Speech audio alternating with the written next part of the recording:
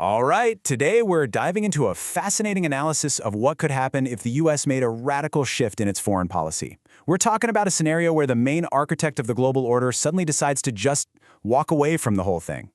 And that really boils down to this one central question. What actually happens when the world's policeman decides to become a warrior? The answer, at least according to our source material, is probably not what you'd expect. Okay, here's how we're going to break it all down. First, we'll look at the symbolic return to war. Then, the great withdrawal from the world stage. We'll explore the strategic vacuum that creates, and then get into why some see this as a golden opportunity. And finally, we'll see how the world steps up.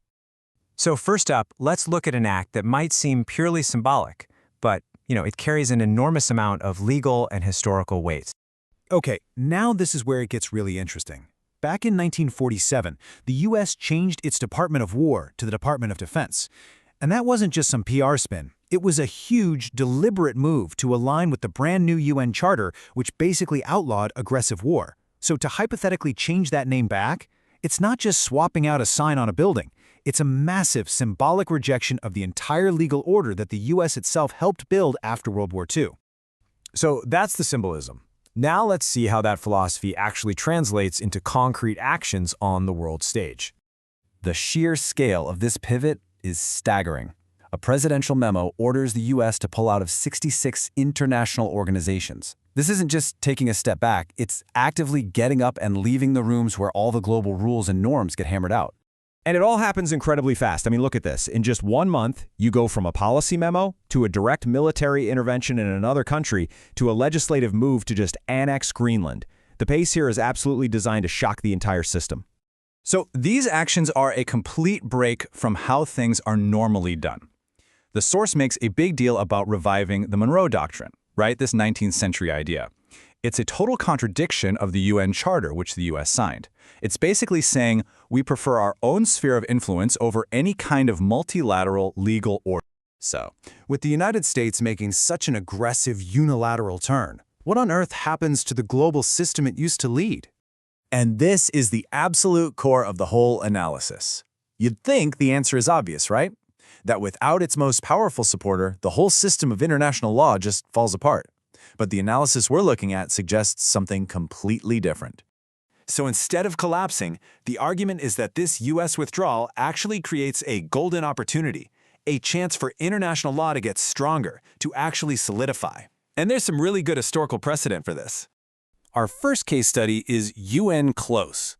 You can basically think of it as the Constitution for the seas. It's the foundational treaty for pretty much everything that happens out on the world's oceans. In this case is a perfect illustration. UN Close was mostly driven by developing nations. They wanted to stop powerful countries from disclaiming all the resources on the ocean floor. The U.S. hated it. They actively objected. But guess what? The treaty went ahead anyway and became international law. It proved that the rest of the world can, in fact, write the rules without America's blessing. Okay, our second big example is the International Criminal Court, the ICC. This is the permanent court set up to prosecute the absolute worst crimes imaginable. The U.S. has pretty much always been against the ICC, very openly. And yet, the court works. It investigates, it prosecutes, it even convicts people. It shows this incredible resilience. It proves that major international legal bodies can't just be created without U.S. support. They can actually thrive in spite of its opposition. So, if the U.S. is out of the picture, who actually steps in? I mean, who fills that huge leadership vacuum? The answer, according to this analysis, is the Global South.